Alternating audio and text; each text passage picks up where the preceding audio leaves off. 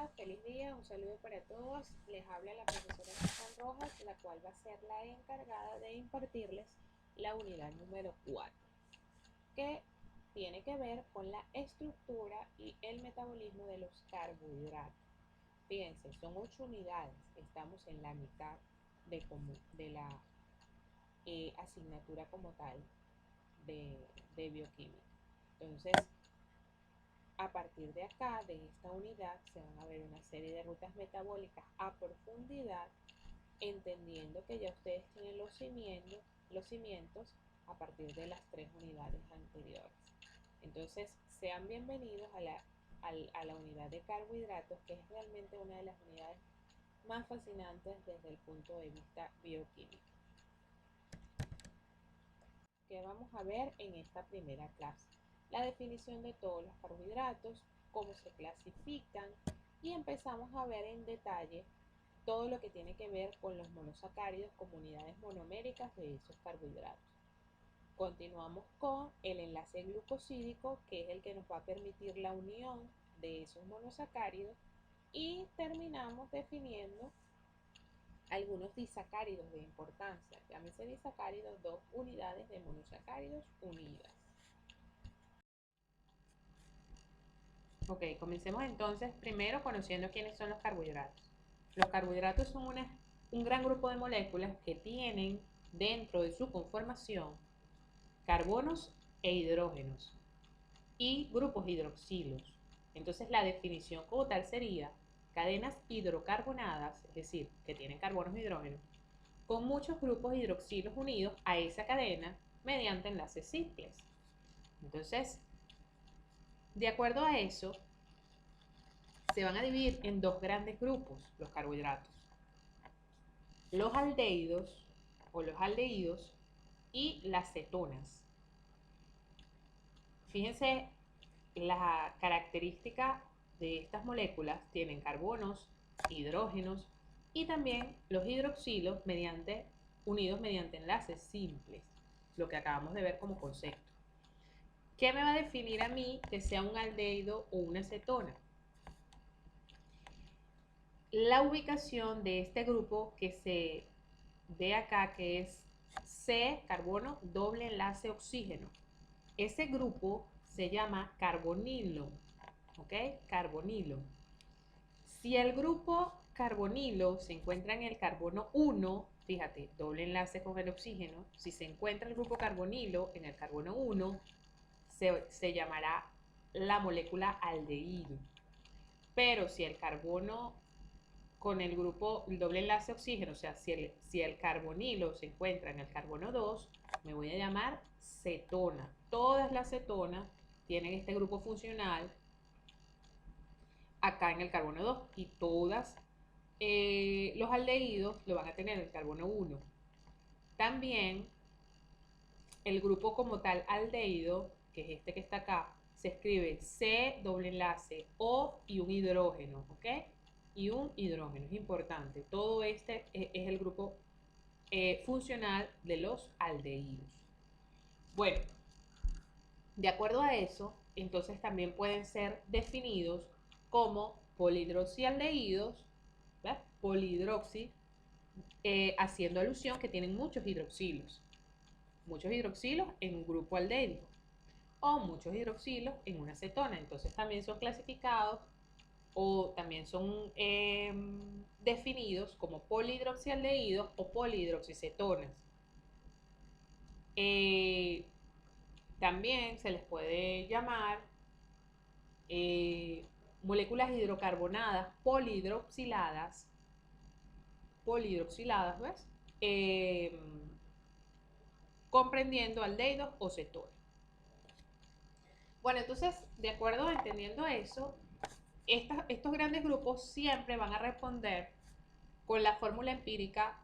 Esta es la fórmula empírica de los carbohidratos, que hace alusión a los átomos o a los elementos presentes en esa molécula y en qué cantidad están. Entonces, en este sentido, la fórmula empírica de los carbohidratos es carbono, 2 hidrógeno, oxígeno y N, siendo N el número de carbonos presente en la molécula. Saquemos acá la fórmula empírica de, por ejemplo, el aldehído. Tiene 1, 2 y 3 carbonos. Entonces aquí yo colocaría 3.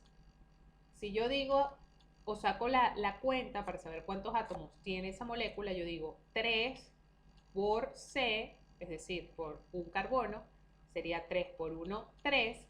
La molécula tiene 3 carbonos. Efectivamente tiene, ¿ves? 1, 2 y 3 carbonos.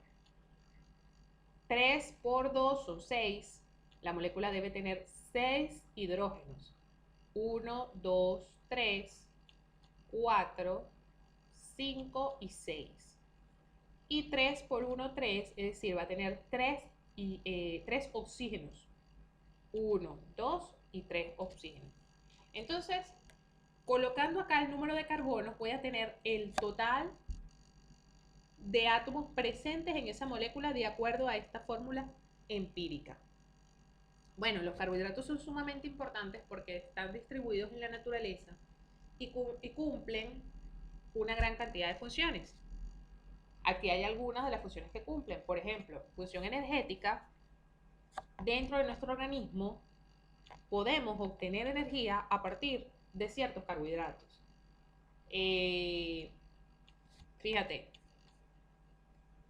dice humano, vida animal, nosotros, los microorganismos, las plantas, pueden obtener energía a partir de los carbohidratos.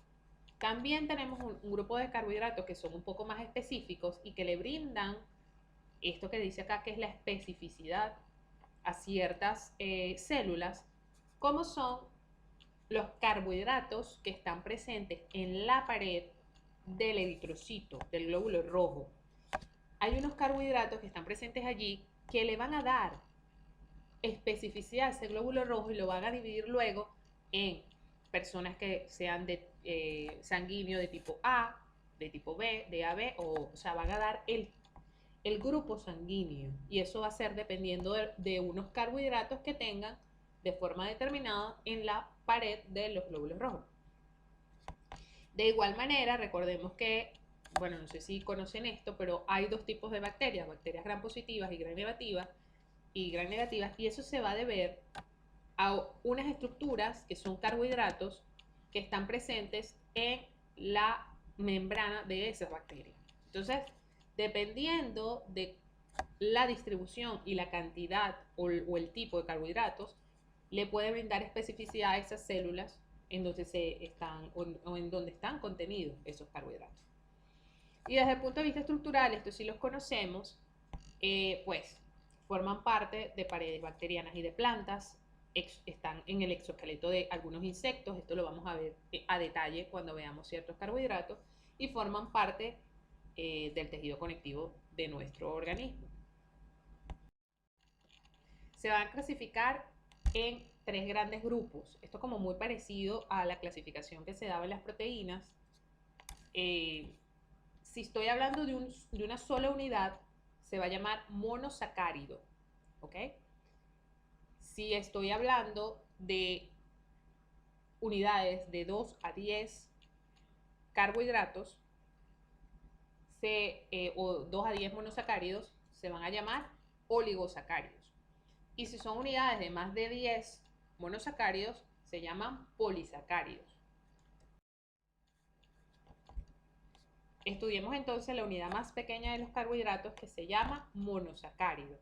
El monosacárido es una sola unidad de carbohidrato, o una unidad monomérica, como las unidades que acabamos de ver, los aldehídos o las cetonas, ¿verdad?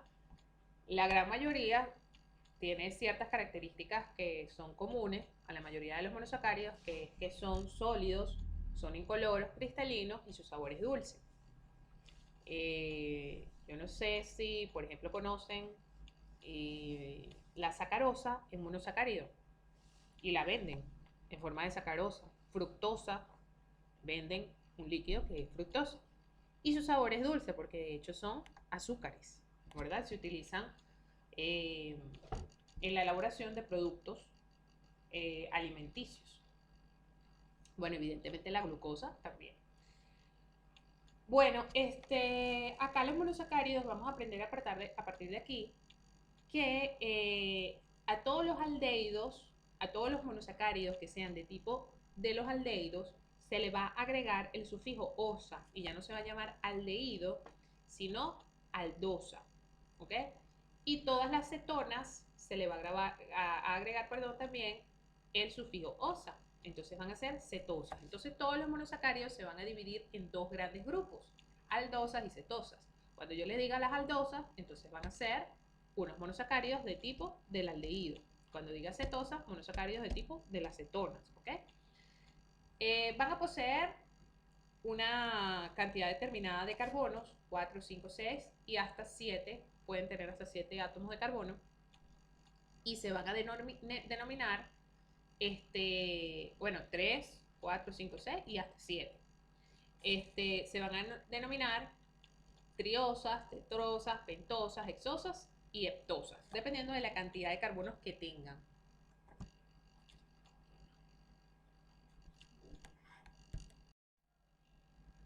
Entonces ellos se van a clasificar de acuerdo a los átomos de carbono que posean, como los acabamos de ver. Si tienen 3, 4, 5, 6, la literatura afirma que podemos encontrar hasta 7 átomos de carbono hasta allí. Entonces se van a nombrar triosas, tetrosas, pentosas, hexosas o heptosas, ¿verdad? Dependiendo de donde tenga, lo conocemos y lo acabamos de estudiar, de donde tenga el grupo carbonílico, el carbonilo que les dije, ellos pueden ser, si lo tienen el carbono 1, se va a llamar aldosas, que es este que está acá. Y si lo tienen el carbono 2, se van a llamar cetosas. ¿Qué sucede? Se va a encontrar, por ejemplo, cuando están escritos en los libros, en la literatura, fíjate la forma de escribirlos. No te colocan el enlace. Pero resulta, muchachos, que ustedes deben saber, así como, o conocer, que un carbono tiene 4 posiciones de enlace, o 4 formas, o 4 posibilidades de unirse a unos átomos, ¿verdad? Así como veíamos el carbono alfa en los aminoácidos. Así, todo carbono tiene 4 posibilidades de enlace. Entonces, si tú ves este carbono 1 de una molécula, te quiere decir que un enlace está aquí, fíjate, el siguiente enlace lo está haciendo con el hidrógeno, ahí van 2 enlaces, y te están quedando dos enlaces que tú no estás viendo allí. Es decir, que él tiene un doble enlace con el oxígeno. ¿Ves? Por ejemplo, aquí, el segundo átomo tiene un enlace con el hidrógeno, hace 1. Un enlace por aquí hace 2, un enlace por aquí hace 3 y el último enlace lo tiene con el hidroxilo. Es por eso que los aldehídos se reconocen porque el grupo funcional del aldehídico lo escriben de esta manera. Pero porque tú conoces o tú sabes que ahí hay un doble enlace con el oxígeno, ¿verdad? Porque el carbono tiene 4 posiciones de enlace. Y bueno, porque ya ustedes conocen también ¿cómo se llama? Que ya ustedes conocen también que el grupo carbonilo va a estar ubicado en el carbono 1. Bueno, muy bien, entonces desde aquí ya ustedes conocen que se pueden dividir en aldosas o cetosas. Esto es una tabla, está en el Matthews, de la clasificación de todas las aldosas, las principales aldosas en nuestro organismo. La principal aldotriosa, fíjate, como se nombran, aldotriosa, quiere decir una aldosa de 3 carbonos. Entonces la principal aldotriosa es el gliceraldehído. Él es la molécula más pequeña, el gliceraldehído es la molécula más pequeña dentro de las aldosas. Luego seguimos con las aldotetrosas. Las aldotetrosas, bueno, tenemos 2, eritrosa y treosa. De las aldopentosas tenemos varias, pero una de las más importantes aldopentosas es la ribosa. Ya acá yo puedo relacionar que la ribosa es un azúcar que está presente o formando parte de la estructura del ATP. ¿Ves? Entonces, esa ribosa que te estudiaste allá es esta que está aquí. Es una aldopentosa. Y aldohexosa vamos a tener varias, pero importantes para conocer o estudiar. Tenemos la glucosa, la galactosa es el azúcar de la leche, y la manosa. Esas tres, ¿ok? De acá, ¿qué es importante? Que usted conozca esas que les acabo de nombrar, que usted conozca que si yo le digo gliceraldehído, usted sepa que es una aldotriosa, que si yo digo ribosa, usted sepa que es una aldopentosa, y si yo digo glucosa, manosa o galactosa, usted sepa que son hexosas de tipo de las aldosas. Las estructuras no, ¿ok? No nos vamos a aprender las estructuras porque no es necesario ni lo vamos a preguntar. Pero sí, esas que les mencioné, deben ubicarlas dentro de los grupos. O sea, tienen que estudiar a qué grupo pertenecen, si son aldotriosas, tetrosas, pentosas o exosas. También tenemos, también tenemos las cetosas, la clasificación de las cetosas. La principal eh, cetotriosa, una cetosa de 3 carbonos, es la dihidroxicetona. La principal cetotetrosa es la eritrulosa. Cetopentosa, ribulosa es la principal. Fíjense que tienen nombres muy parecidos, en este caso, a las aldosas, y de allí que en el examen puedan intercambiarse. Usted no lo debe confundir, porque no es lo mismo que yo diga ribosa a que yo diga ribulosa, porque si yo digo ribosa, estoy hablando de una aldosa, y si yo digo ribulosa, estoy hablando de una cetosa. Y bueno, entre las principales cetoexosas tienen que conocer la fructosa, ¿ok? La fructosa es el azúcar de la fruta, ¿ok? Eso que le da dulce o dulzor a la fruta, se lo está dando un azúcar que se llama fructosa. Bueno, entonces eso es lo principal. Ya les expliqué, nada de aprenderse las estructuras, pero sí esos que les nombré, a qué grupo pertenecen. Eso sí lo debemos aprender. Ok, con respecto a la isomería de los monosacáridos, vamos a repasar algunos conceptos importantes. Digo repasar porque ya esto lo vieron en la unidad de aminoácidos y proteínas. Y aquí simplemente van a tocar o vamos a tocar algunos específicos que tienen que ver con los carbohidratos. Bueno, resulta que los carbohidratos también tienen centros quirales o carbonos asimétricos. Recuérdense que todo monosacárido en este caso que tenga un centro quiral o un carbono asimétrico va a ser capaz de desviar la luz polarizada a la derecha o a la izquierda.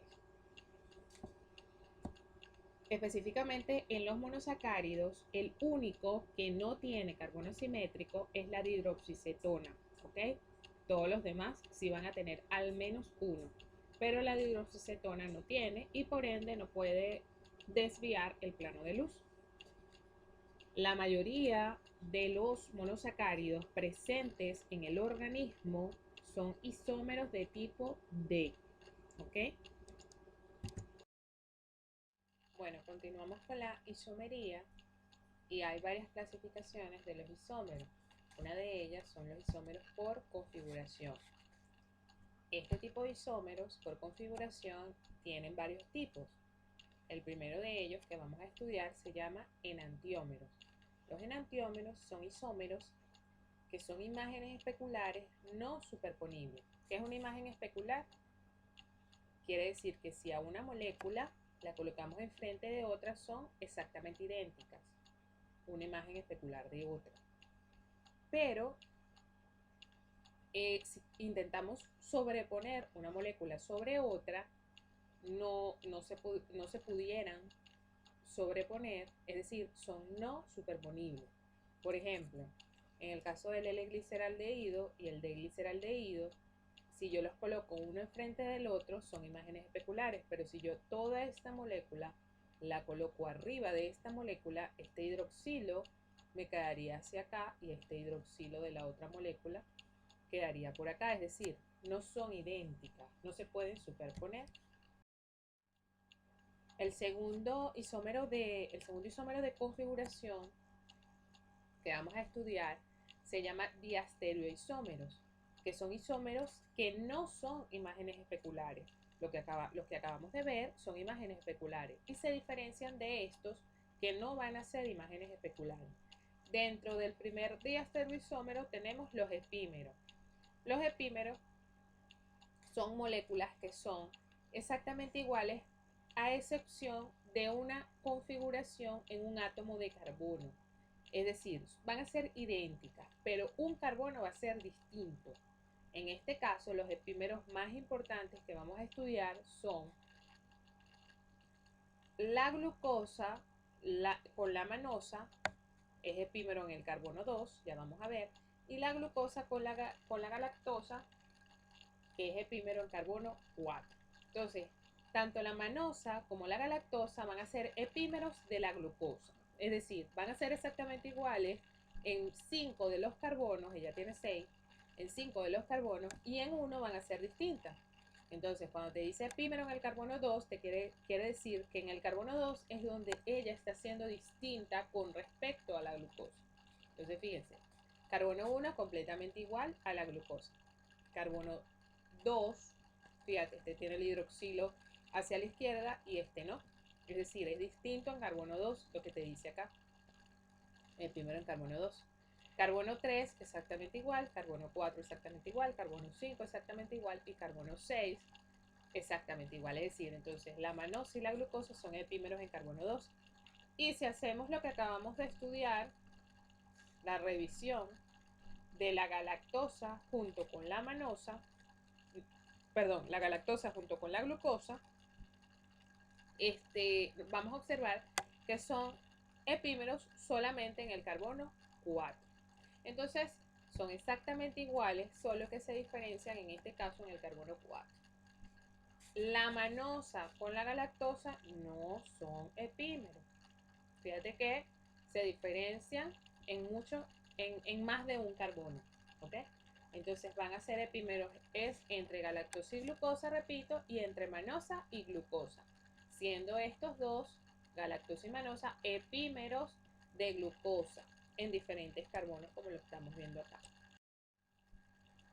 El segundo estereoisómero a estudiar son los tautómeros, que van a ser aquellos isómeros que van a diferir en la localización de sus hidrógenos y dobles enlaces.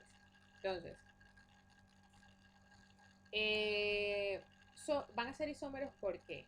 Porque si yo cuento la cantidad de hidrógenos, carbonos y oxígenos que tienen estas moléculas tautoméricas, dos moléculas, son exactamente iguales. Va a tener la misma cantidad de átomos. Solo que a la hora de la distribución, los hidrógenos y los dobles enlaces van a estar ubicados de distinta manera. Y es por eso que se denominan tautómeros.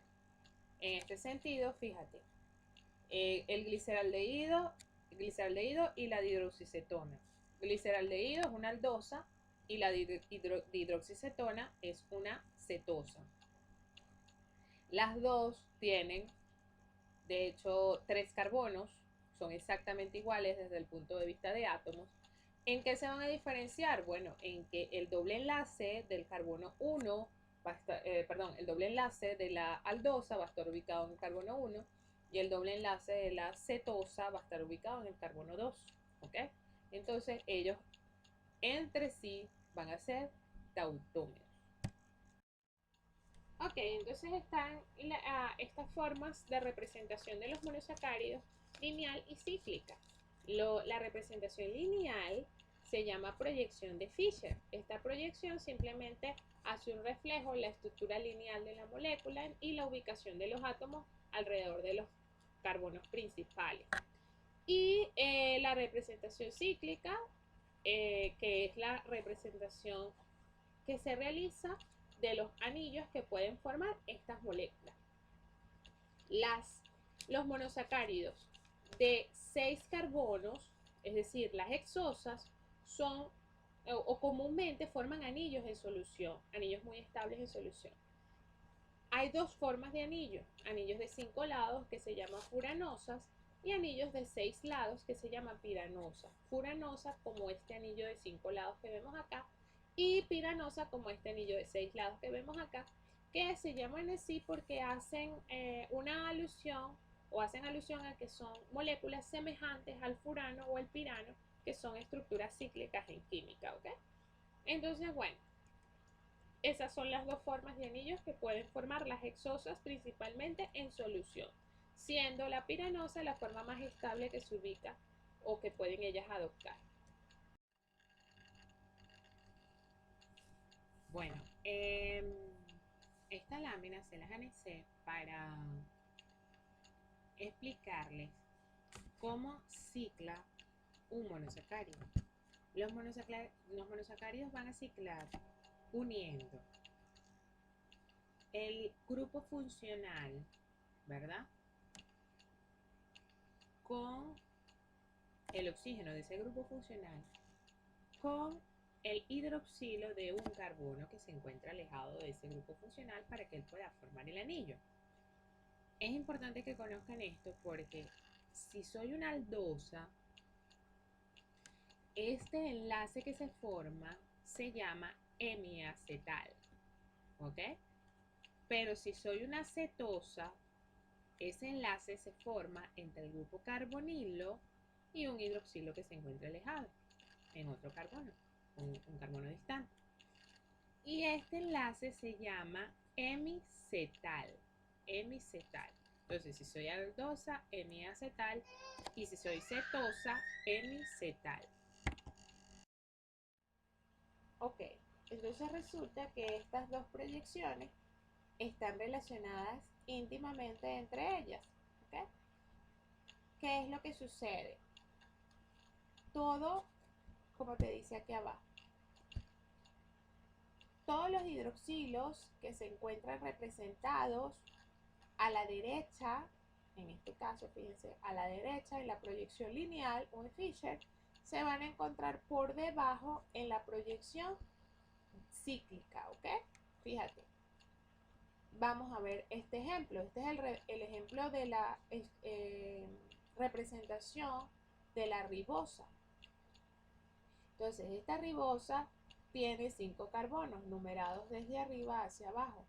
1, 2, 3, 4 y 5. La ribosa es una aldosa, ¿ok? Bueno, ella en su representación cíclica la observamos acá y ella formó un anillo de 5 lados llamado furano o furanosa. Entonces aquí está la estructura de acuerdo a su representación cíclica de esa ribosa. Fíjense lo que sucede. Todos los carbonos enumerados desde el 1, como te digo, en este sentido, carbono 1, hidroxilo a la derecha. Resulta que el carbono 1 tiene el hidroxilo abajo, ¿ves? Todo lo que esté a la derecha acá va a estar abajo acá. Y todo lo que se encuentre, por ejemplo, en la izquierda va a estar representado hacia arriba. Entonces sería el contrario del ejemplo que acabamos de ver. Hacia arriba en la proyección cíclica. Entonces están directamente relacionados, evidentemente, porque es simplemente la forma de representar un mismo compuesto desde el punto de vista químico. Otra cosa importante es que los datos que surgen de estas dos representaciones. Cuando la ciclación se da entre el grupo funcional y el hidroxilo de otro carbono que se encuentre generalmente entre el 5 o el 6, el que se encuentre más alejado del grupo funcional para que ella pueda cerrarse y pueda ciclar y formar los anillos de 5 o 6 lados. Entonces, fíjate, la ribosa es una aldosa.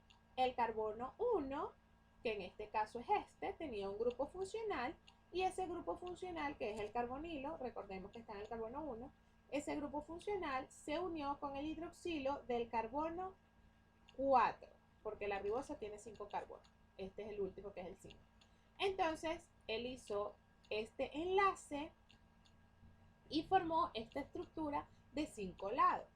Fíjate que este último hidroxilo del carbono 6 no forma parte del enlace, perdón, del carbono 5 no forma parte del enlace y lo ubican acá en la estructura, en esta cola que se encuentra acá. Muy bien. Luego que ella hizo esta ciclación, ¿verdad? Este carbono 1 que se está formando en este proceso de ciclación, este carbono 1 es el que se va, o estas estructuras se van a enumerar desde el carbono inmediatamente que se encuentre o inmediatamente contiguo al enlace que se formó. El enlace va a estar representado por este oxígeno que se encuentra acá, que es este mismo oxígeno que se encuentra acá. Entonces el carbono inmediatamente contiguo o inmediatamente cercano desde la derecha en sentido a las agujas del reloj es el carbono 1 y así vamos a numerar carbono 1, carbono 2, carbono 3, carbono 4 y el último carbono 5. Entonces, algo bien importante de conocer acá es que cuando se cicla la molécula se forma un nuevo carbono anomérico, ¿ok? Ese carbono anomérico va a generar dos tipos de anómero, anómero alfa y anómero beta.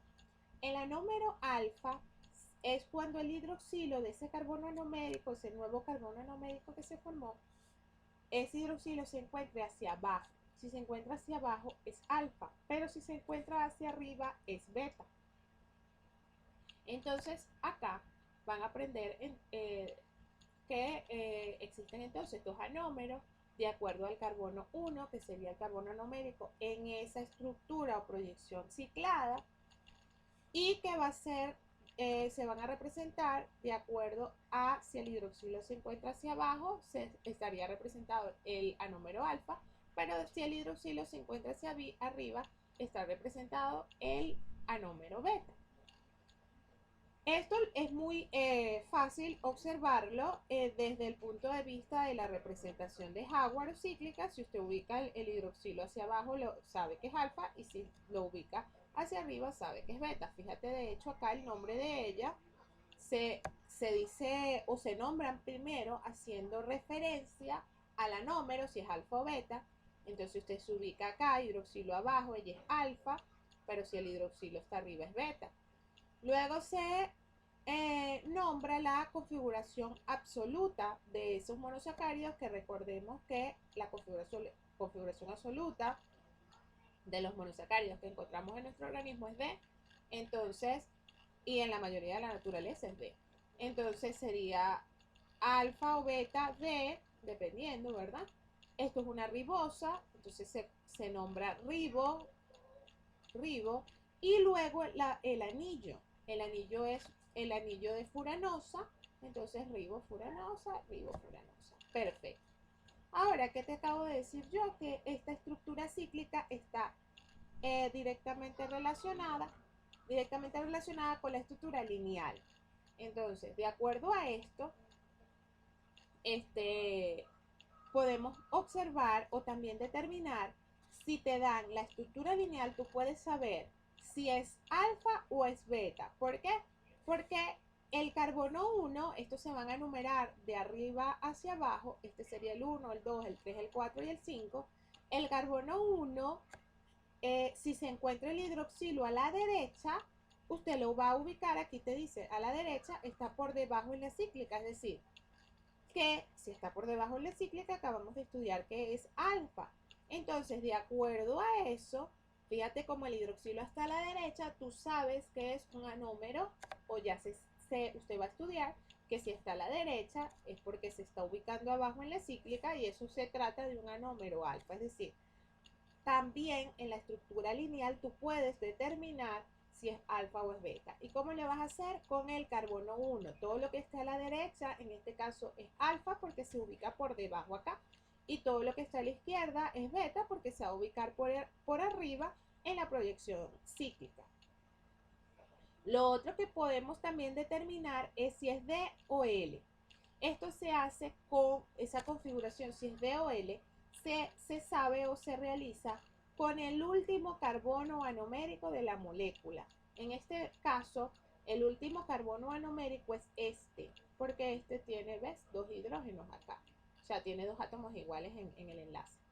Entonces, este no es anomérico. El último anomérico sería este, y como está ubicado el hidroxilo, o sea, se realiza con el hidroxilo del último carbono anomérico. Si el hidroxilo del último carbono anomérico se encuentra a la derecha, él va a ser D, y si se encuentra a la izquierda, va a ser L. Pero bueno, resulta que todos los que encontramos acá son D, entonces Aquí el hidroxilo estaría ubicado acá a la derecha, que fíjate que de hecho formó el enlace con el grupo funcional para ciclar esa molécula. Bueno, en solución están los anómeros alfa o beta, pero no crean que, o la literatura te dice que no es que si ella es alfa, ya va a estar 100% alfa en solución.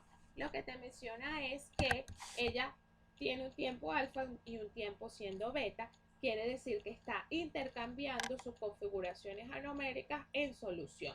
Entonces, ese proceso de interconversión en solución de los anómeros alfa y beta se llama mutarrotación.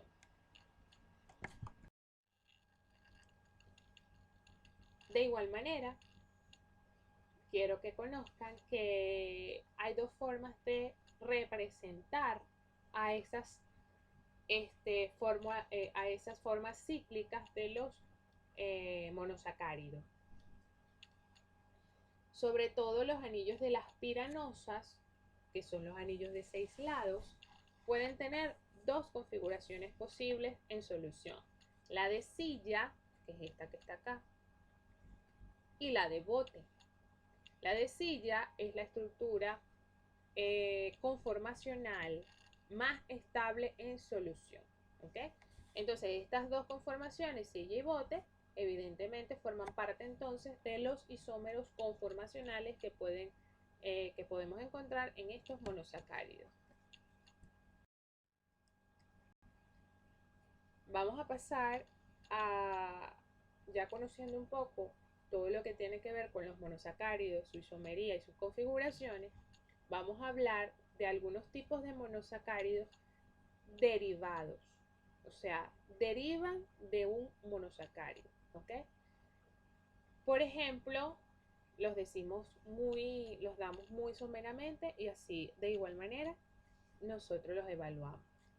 Los primeros que tenemos derivados de monosacáridos de importancia son los aminoazúcares, los cuales van a tener una sustitución, como su nombre lo indica, de un grupo amino donde estaba un hidroxilo. ¿Ok? Por ejemplo, esto es una molécula de glucosa, aquí había un hidroxilo en la parte de abajo, pero fue sustituido por un grupo amino. Entonces la molécula se llama glucosamina. Por ejemplo, la glucosamina es un derivado de monosacárido porque proviene de la glucosa y hay una sustitución de un grupo amino y entonces ella se llama glucosamina. Yo no sé si ustedes conocen que la glucosamina es muy importante para la formación y reparación del cartílago de las articulaciones. Entonces, si vamos al traumatólogo y tenemos dolores articulares que no tengan otra condición de base, dolor por ejemplo en las rodillas al subir escaleras o al agacharte o hacer otro tipo de ejercicio, te mandan glucosamina con condroitin sulfato. Y estos dos componentes son importantísimos para la regeneración y reparación de este cartílago articular. Entonces, bueno, esa glucosamina es un aminoazúcar. Los azúcares alcoholes van a ser estos aminoácidos, perdón, estos monosacáridos, discúlpenme, donde existe una reducción del grupo carbonilo. Había un azúcar, pero el grupo carbonilo, recuérdate que el grupo carbonilo es un doble enlace en el carbono 1 o en el carbono 2. Resulta que ese carbono sufrió una reducción, con lo que quiere decir que se le agregó un hidrógeno y ese doble enlace pasó de estar por un lado a tener un enlace propio con un átomo de hidrógeno. Entonces queda la molécula con puros hidroxilos. Es por eso que se llama azúcar alcohol, porque tiene muchos hidroxilos o puros hidroxilos en su molécula. Por ejemplo, el glicerol. El glicerol es una molécula importantísima en la formación de muchos compuestos, por ejemplo, los triacilglicéridos, glicerol o glicerina, es lo mismo. Triacilglicéridos, los triglicéridos, es un glicerol con 3 grasas, con 3 ácidos grasos. Entonces, ese glicerol, fíjate, es un derivado del azúcar, es un azúcar alcohol, de hecho. Los ésteres de fosfato van a ser un azúcar o un monosacárido en los cuales un hidroxilo fue sustituido por un grupo fosfato. Por ejemplo, glucosa 6-fosfato, fructosa 6-fosfato. A partir de aquí vamos a ver muchos ésteres de fosfato. Que ustedes conozcan, creo que hasta ahora no les he nombrado ninguno, no se nombró ninguna en oxidación. Pero aquí en la unidad de carbohidratos sí vamos a ver muchos. Los desoxiazúcar, que van a ser, como su nombre lo indica, azúcares que se les quitó un oxígeno, entonces se llama así, desoxi, se eliminó un oxígeno. Y entonces se convirtieron en esta molécula o en estos compuestos desoxiazúcares, azúcares en los cuales el grupo hidroxilo se sustituye por un hidrógeno, es decir, se quitó un oxígeno. Entonces aquí, por ejemplo, había un hidroxilo y resulta que ahora hay solamente un hidrógeno, o se sustituyó eso por un hidrógeno. Por ejemplo, la desoxirribosa, ¿ves? Esta sí la conocen como parte de los ácidos nucleicos, ¿verdad? Desoxirribosa, el azúcar de los ácidos nucleicos. Ok, los glucósidos, ¿verdad? Van a ser la unión de un monosacárido con otra molécula que no es un monosacárido. Por ejemplo, está este nucleósido de pirimidina, eso es un glucósido, la unión de un monosacárido con otra molécula que no es un monosacárido. Un ejemplo de glucósido importante es la digoxina. La digoxina es utilizada para pacientes con afección cardíaca, de hecho es un agente antiarrítmico. ¿Okay? Sus niveles son controlados de manera rigurosa por los cardiólogos, o ustedes luego van a estar en la emergencia y reciben la instrucción de su especialista, un cardiólogo, llega un paciente que toma digoxina y entonces van a estar monitoreando, mandando al laboratorio frecuentemente, mire, hágame este examen de digoxina. Si se encuentra por debajo de los niveles, hay que ajustar la dosis. ¿Y cómo se sabe que de repente hay que ajustarle la dosis? Porque ya ese paciente de repente presenta arritmia, presenta dolor. Entonces ya ahí está existiendo una clínica de importancia y usted debe ajustar la dosis de ese medicamento. Bueno, ese medicamento es un glucósido, es decir, un derivado de estos azúcares. El enlace glucosídico va a ser un enlace que se establece entre el hidroxilo de un monosacárido, ¿okay? Que reacciona con el carbono anomérico de otro monosacárido, dando lugar a un enlace, que es el enlace de tipo glucosídico. Fíjate, esta molécula, el carbono 1, es un carbono anomérico, y el siguiente carbono no necesariamente es un carbono anomérico, de hecho es un carbono o el hidroxilo de un carbono de cualquier otra parte de la molécula. Pero el primero que va a participar es un carbono anomérico, el hidroxilo de un carbono anomérico, ¿ok? Entonces, entre estos dos hidroxilos se va a formar el enlace glucosídico con la eliminación entonces de una molécula de agua. Este enlace que se establece entre el hidroxilo de un carbono anomérico con el hidroxilo de otro carbono del siguiente monosacárido es el enlace glucosídico y es un enlace de tipo acetal, se llama así, un enlace de tipo acetal. Bueno, ¿cómo nombramos a los carbohidratos? ¿Okay? Fíjense, primero el nombre que le debemos dar es si es un anúmero alfa o un anúmero beta. Recordemos que eso se hace o se realiza con el carbono anomérico, el carbono 1 de esa molécula. Entonces, de acuerdo a esto, yo observo que el hidroxilo del carbono anomérico se encuentra hacia arriba, entonces ella es un anúmero beta. Entonces digo beta guión, todos los monosacáridos del organismo son de forma D, esto entonces me dice beta D, y luego voy a ver cuál es esta estructura. Nosotros no, bueno, hay en otras asignaturas o carreras obligan a aprenderse cómo es la forma correcta de escribir una glucosa, una manosa, una galactosa, una fructosa, todas las moléculas que nosotros vimos de acuerdo a la clasificación de aldosas o cetosas que vimos al inicio. Pero nosotros acá no hacemos énfasis en eso. Entonces, esta molécula que está acá es una glucosa. Entonces, se escribe beta D, se pudiera sacar, como te digo, si tú supieras cuál es la forma de escribir, porque entonces tú vas desglosando, bueno, la estructura de Fischer es de esta manera y yo luego lo voy ubicando los hidroxilos acá, abajo, hacia arriba, no sé qué, y en Fischer es de esta manera, eso es una glucosa, entonces ella es una glucosa, ¿verdad? Pero como nosotros no hacemos énfasis allí, por eso te voy a decir que esto es una glucosa, entonces tú la nombras beta de gluco, de glucosa, y luego se nombra la estructura de anillo que ella está conformando allí, que en este caso es piranosa. Entonces digo glucopiranosa, ¿ves? Entonces esta señora es una beta de glucopiranosa. Ahora, si se formó un enlace glucosídico entre esos dos aminoácidos, se van a nombrar de esta manera.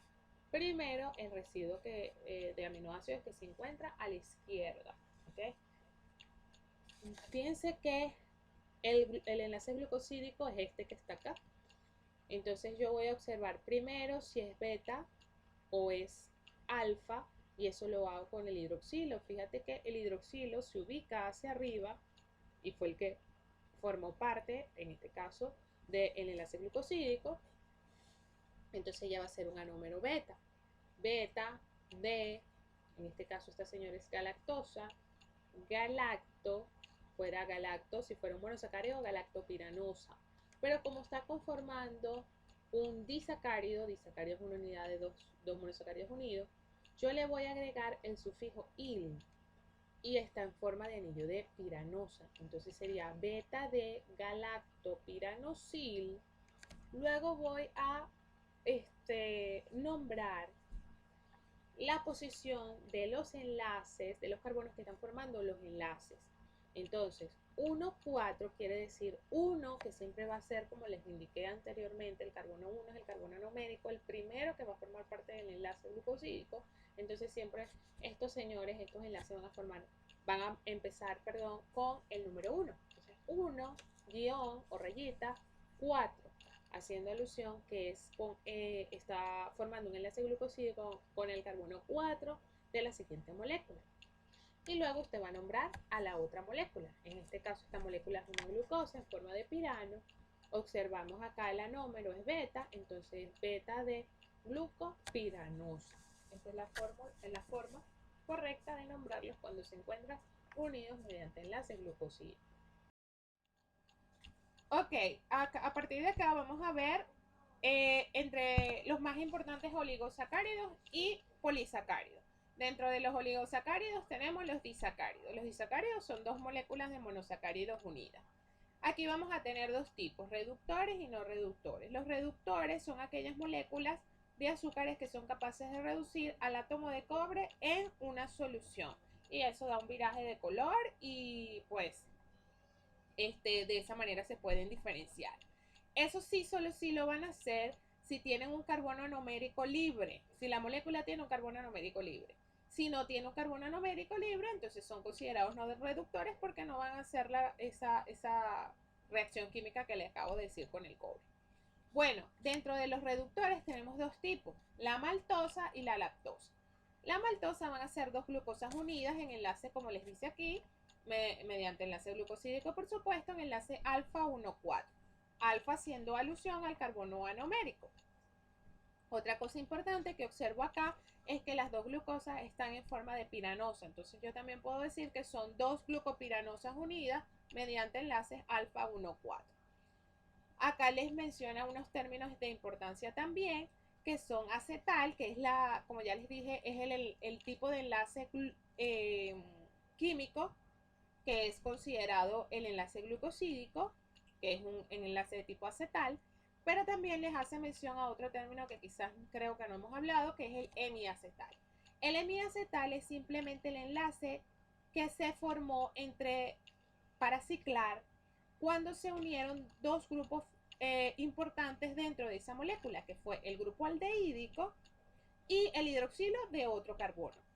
Si eso ocurre entre el grupo aldehídico y el hidroxilo de otro carbono porque usted es una aldosa, el enlace que se formó se llama de tipo hemiacetal.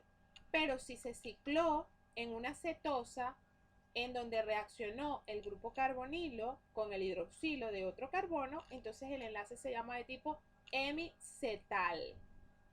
Por eso te lo ubica aquí en el carbono 1, porque es realmente el enlace que se formó para poder ciclar esa molécula, ¿ok? Entonces, repito, acetal, enlace glucosídico, hemiacetal, el enlace que se formó para ciclar una aldosa, hemicetal, el enlace que se formó para ciclar una cetosa. Ok, la lactosa por su parte van a ser una glucosa y una galactosa unida. Fíjense que algo importante acá van a ser glucosa, como te digo, glucosa y galactosa en enlace beta 1,4, es decir, el anómero que está formando parte o que está conformando ese enlace glucosídico está en beta, quiere decir que se encuentra acá, este es el anomérico, fíjate el hidroxilo hacia arriba, hizo el enlace glucosídico, entonces por eso sería beta 1,4. Están en forma de piranosa, es decir, es como el ejemplo que les expliqué cuando los nombré, entonces sería galactopiranosa y glucopiranosa, unidas mediante enlaces beta 1,4. Ok, otra cosa importante es que, bueno, fíjense dónde está el carbono anomérico libre acá. Evidentemente, si este es el 1, para formar el enlace glucosídico, la siguiente molécula la numero en forma de las manecillas o en sentido manecilla de reloj, 1, 2, 3 y 4, por eso este es enlace alfa 1, 4. Y me queda este carbono anomérico libre y es por eso que ella es un azúcar reductor. Fíjense aquí, 1,4 también y el carbono anomérico libre, entonces es reductor. La lactosa es el azúcar de la leche, ¿ok?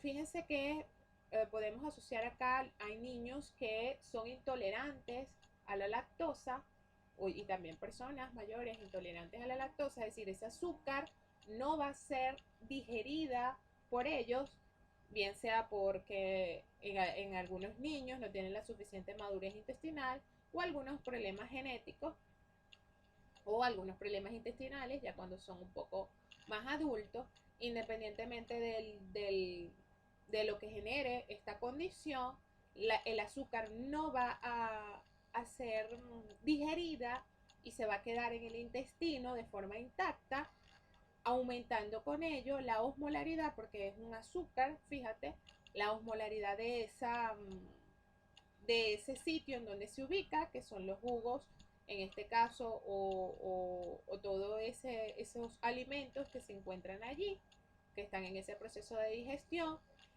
Si ese fluido es más, aumenta su osmolaridad, ¿qué hace la célula desde cualquier punto de vista? Y las intestinales también. Va a agregar agua para disminuir esa osmolaridad. Y al agregar agua a nivel intestinal, viene la diarrea y en ese caso, pues aumentan las evacuaciones. ¿Por qué? Porque vamos a tener mayor tránsito de agua a nivel intestinal, ocasionando con esto esos problemas tan molestos desde el punto de vista digestivo, ¿no? Eso se corrige en los bebés dándole una leche que no tenga lactosa. Hay leches especiales que no tienen lactosa. Bueno, el único azúcar no reductor que vamos a estudiar es la sacarosa. La sacarosa es el azúcar de mesa, el azúcar que nosotros consumimos, y va a estar formada por glucosa y fructosa unida mediante enlaces alfa 1,2. No va a ser reductor porque él no tiene carbono anomérico libre. Y usted va a decir, bueno, pero ¿por qué no tiene carbono anomérico libre si acabamos de ver que todas las moléculas se unen? Si este es el 1, se unen acá, por ejemplo, con el carbono 4 se unían y aquí me queda un anomérico libre. Pero lo que pasa es que la fructosa tiene una manera distinta de ciclar porque ella es una cetosa. Entonces recordemos que les había mencionado que se cicla o las moléculas se ciclan con el grupo funcional que se ciclan con el grupo funcional de esa molécula que está en juego, que se está tratando. Entonces, en el caso de la fructosa, el grupo funcional se ubica en el carbono 2, por eso su carbono anomérico se va a encontrar en el carbono 2, porque está ciclando a nivel de ese grupo carbonilo. Y bueno, ese carbono anomérico forma parte del enlace, porque esa es la estructura de la sacarosa, por lo tanto no me queda carbono anomérico libre y es por ello que ella es considerada un azúcar no reductor. Las estructuras son bien interesantes desde el punto de vista para repasar lo que estábamos hablando de los nombres de estas moléculas. Entonces fíjate que esta glucosa está en forma de piranosa, es un alfa, un anómero alfa, porque se ubica hacia abajo, entonces ella es una alfa de glucopiranosil en enlace 1,2, en enlace alfa 1,2, porque el enlace alfa lo está dando esta señora de acá. Y fíjense que también esta molécula en este caso es beta de fructofuranosa, ¿ok? Haciendo alusión que el grupo hidroxilo en ella se va a ubicar hacia arriba, porque sería el que le va a dar este carbono que se encuentra acá, este hidroxilo del carbono más contiguo en ella, ¿ok? Entonces beta de fructofuranosa porque su anillo está en forma de furano.